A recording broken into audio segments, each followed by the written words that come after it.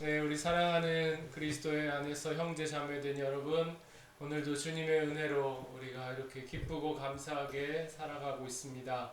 우리 영광을 주님 앞에 돌리시는 이 시간 되기를 원합니다. 모든 영광 우리 하나님 앞에 올려드려서 하나님의 영광을 드러내는 귀한 우리 인생이 되기를 원합니다. 같이 168장 찬송 드리겠습니다. 하나님의 나팔소리 168장 찬송하겠습니다.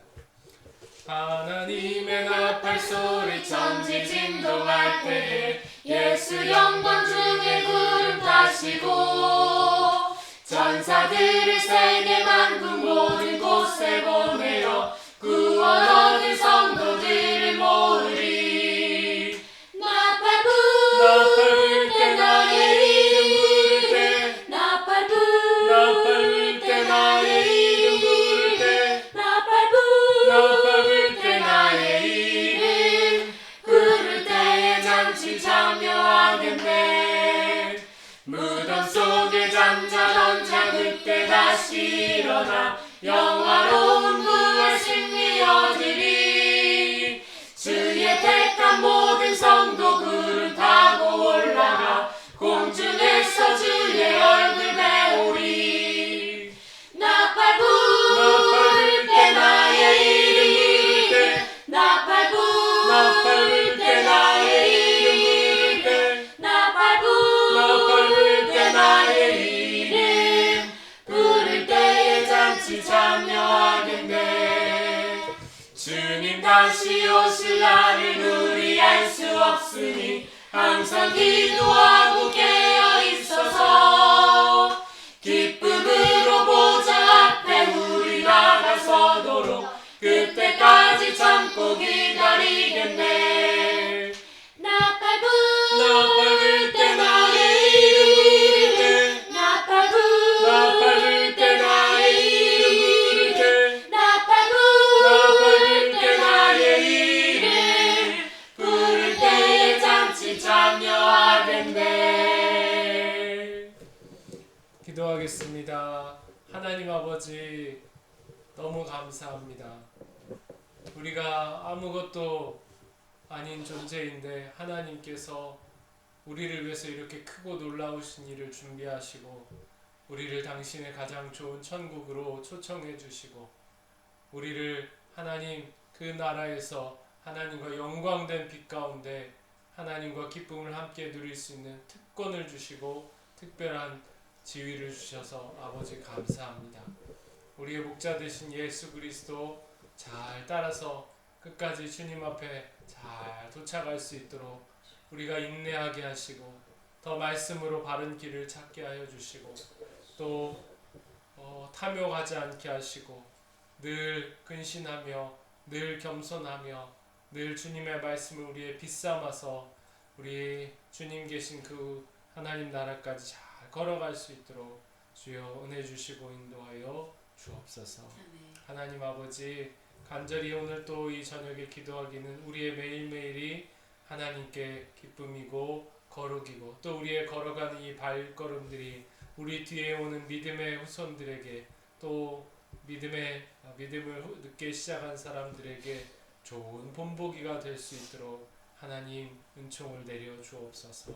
그리고 하나님 이 세상에 땅만 보고 세상만 바라보고 사는 사람들 가운데 아버지 우리의 삶이 그들에게 메시지가 되게 하시고 복음이 전달되는 통로가 되게 하셔서 그들도 다 우리 하나님을 사모하고 천국을 바라볼 수 있고 달려갈 수 있는 귀한 은혜를 허락해 주옵소서. 예수님의 이름으로 기도 올립니다. 아멘. 에스겔서 37장 15절부터 28절까지 같이 보겠습니다. 에스겔서 37장. 우리 한 절씩 교독하겠습니다. 15절부터 28절 끝절까지입니다.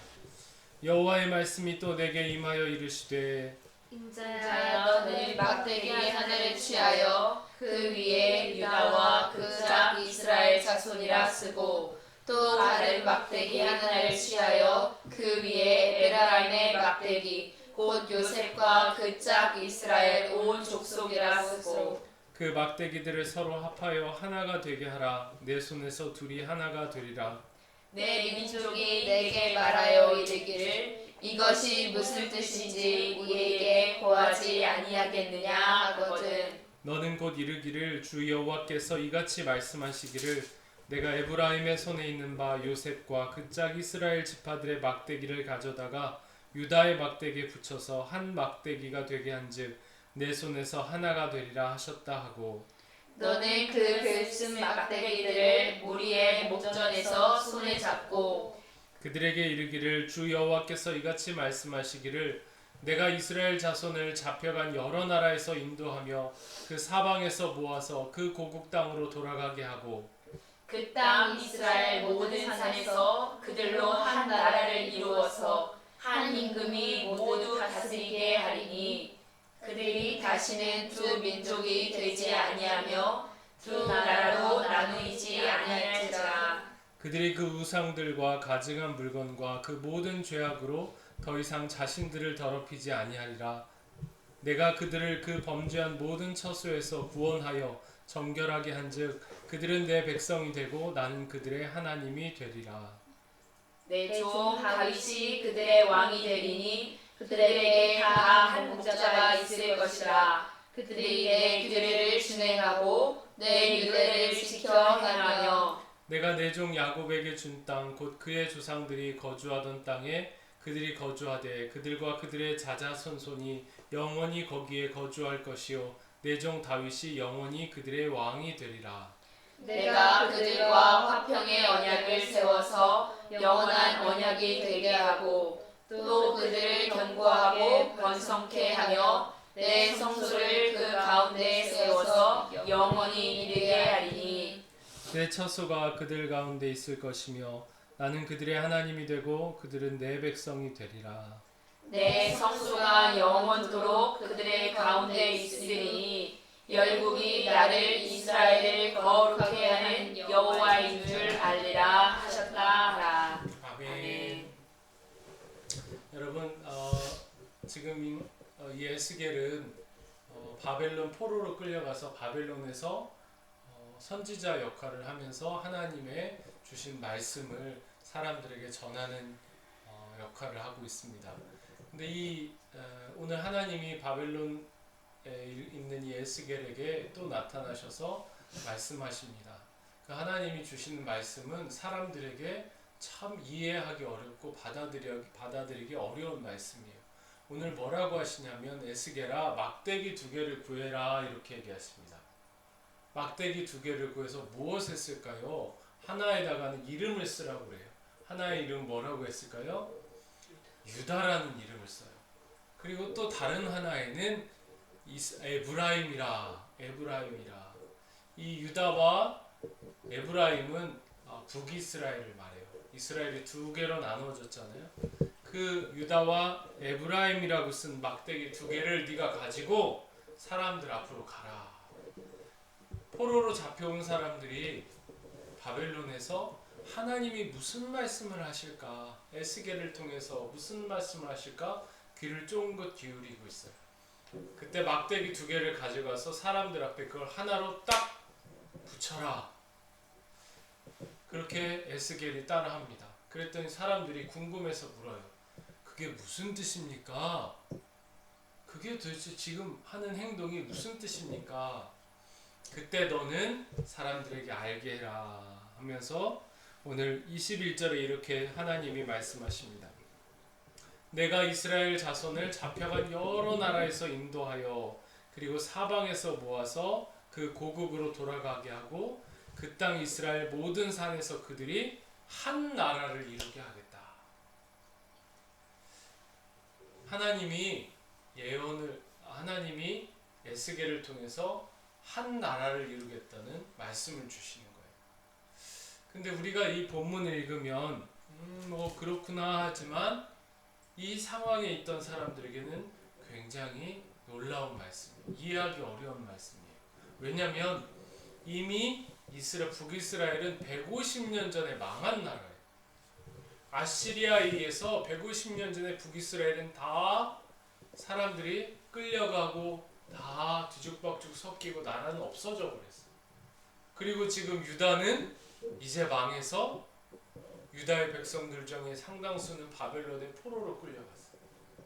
근데 하나님이 뭐라고 하셨냐면 내가 이 두 나라를 하나로 만들어서 내가 다시 세우는 새로운 한 나라를 만들겠다 하시는 거예요. 여러분 같으면 이 말씀을 듣고 뭐라고 하시겠어요? 여러분 우리가 지금 한국과 북한이 나누어진 지가 반세기가 넘었어요.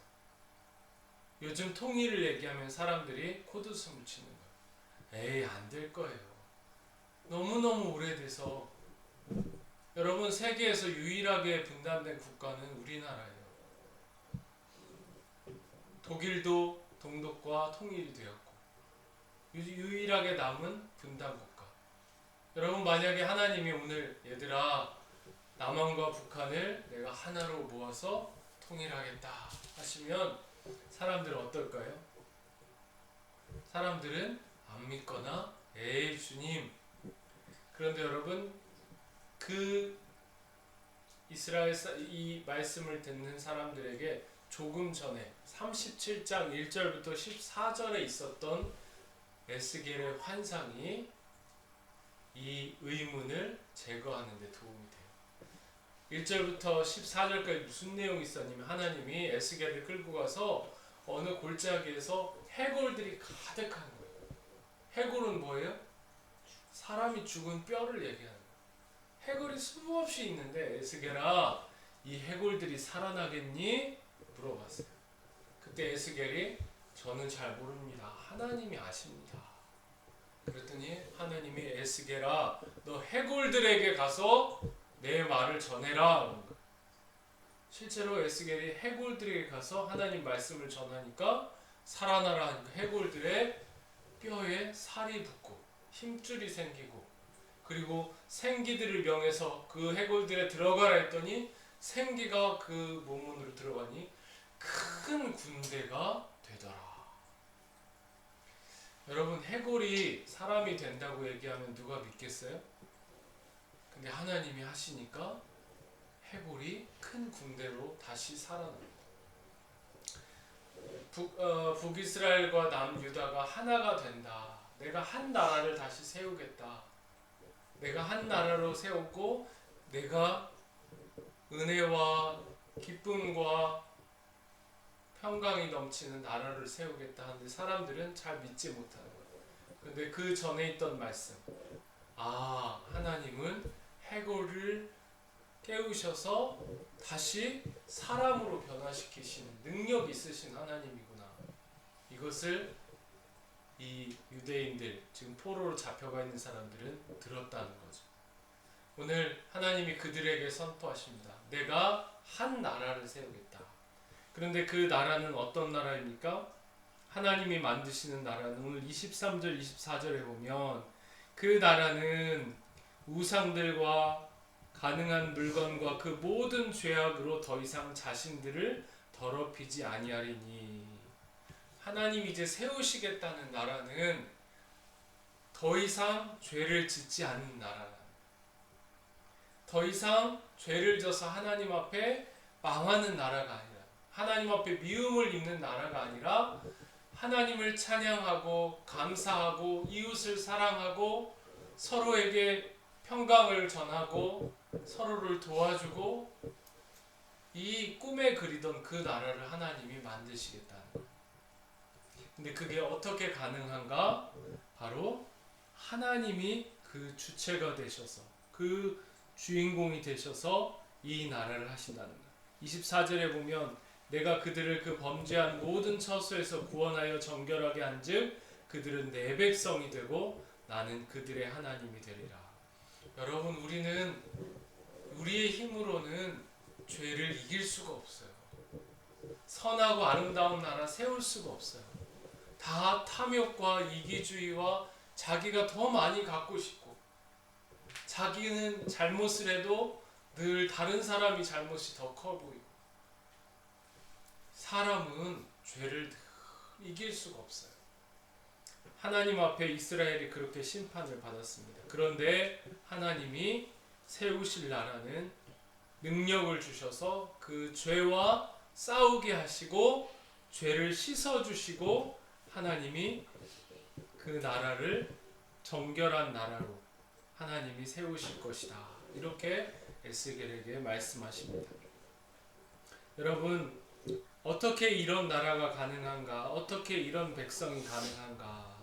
오늘 24절에 보면 하나님이 그들에게 왕을 한 명 세우신다고요. 하나님이 만드실 그 나라의 왕을 세우시는데 그 왕은 누구냐? 오늘 보면 다윗이 그들의 왕이 되리라. 다윗은 이미 과거의 사람이에요. 그런데 다윗이 그 왕이 되리라 하는 말은 무슨 뜻이냐면 다윗의 자손으로 오실 사람 중에 하나님이 왕을 세우겠다는 거예요. 예레미야 23장 5절에 보면 보라 내가 때가 이르리니 내가 다윗에게 한 의로운 가지를 일으킬 것이라.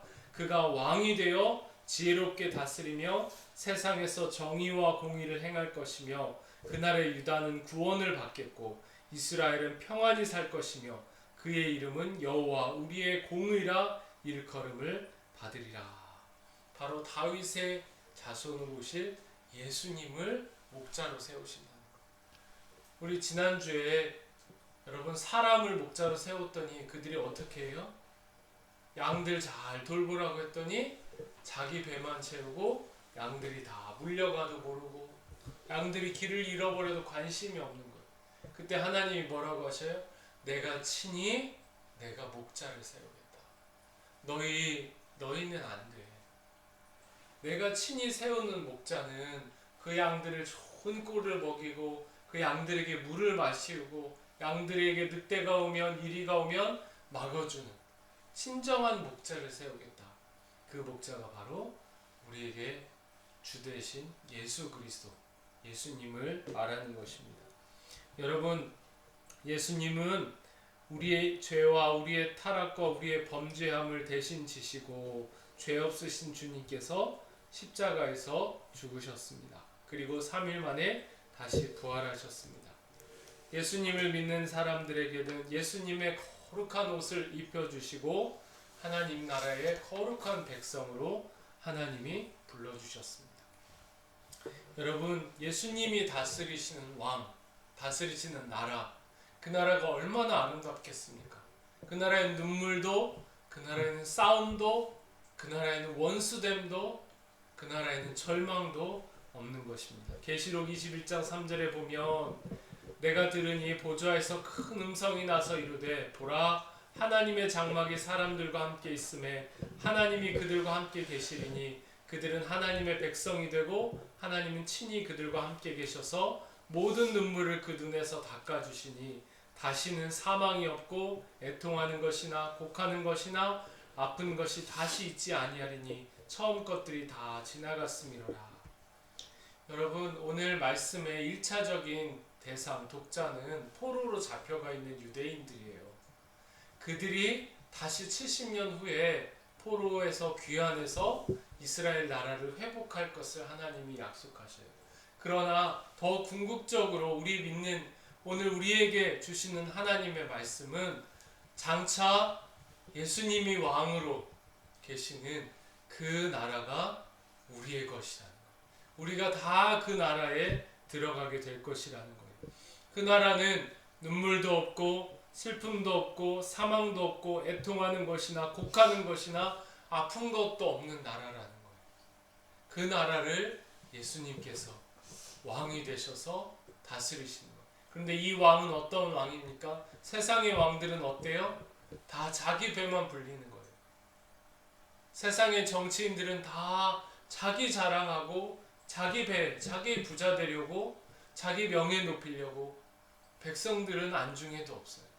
그런데 우리 예수님이 다스리시는 나라는 어떠한 나라입니까? 예수님이 다스리시는 나라는 영원히 평안과 기쁨과 눈물이 없는 나라예요. 우리 예수님은 왕이시면서 자기가 십자가에 죽으시고 고난을 당하셨어요. 누구 때문에? 그 백성 때문에. 여러분, 세상에 백성 때문에 죽는 고통받는 왕이 어디 있습니까? 다 왕 때문에 백성이 죽는 것이지.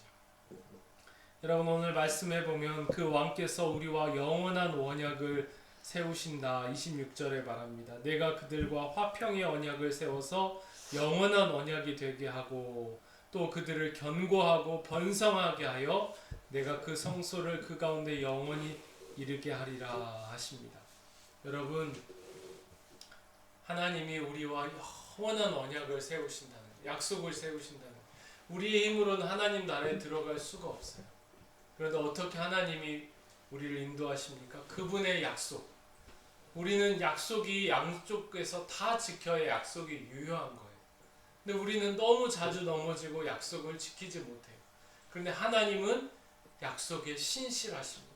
우리가 약속에 넘어지고 약속을 배신하는 때에도 하나님은 신실하셔요. 그래서 영원한 약속, 영원하다는 건 약속이 깨지지 않는다는 거예요.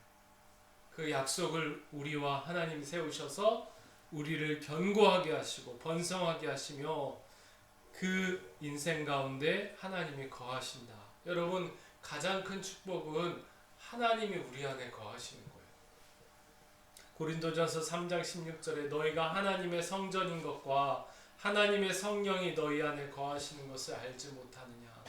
여러분, 우리가 하나님 나라, 그 나라에 들어가기 전에 이 땅에서 이미 우리 안에 성령께서 계셔요. 성령께서 우리 안에 계셔서 그 성령께서 우리를 빛 대신 주님께로 인도해 주십니다.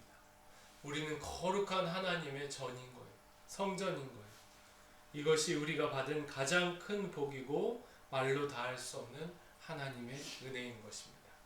사랑하는 여러분, 오늘 하나님은 우리를 너무 사랑하십니다. 자기들 죄 때문에 망하고 다 포로로 잡혀간 이스라엘을 불쌍하게 여기시고 내가 너희를 다 거둬들이겠다. 너희를 위해서 나라를 세우고 한 왕을 세워서 너희를 푸른 초장으로 인도하겠다 약속하십니다. 이 약속은 곧 우리에게도 적용되는 약속입니다. 하나님께서 우리를 부르십니다. 우리는 늘 하나님 배신하고 성실하지 못하고 늘 우리는 왼쪽 오른쪽 하나님 길 똑바로 가지 못하고 넘어집니다. 그러나 하나님께서 우리에게 은혜 주셔서 이 길 잘 가게 하시는 하나님 약속과 영원한 언약을 우리에게 주십니다. 여러분, 이 영원한 언약이 우리에게 있음을 감사하시고 하나님께 영광 돌리시는 여러분 되시기를 원합니다. 우리 같이 기도하도록 하겠습니다.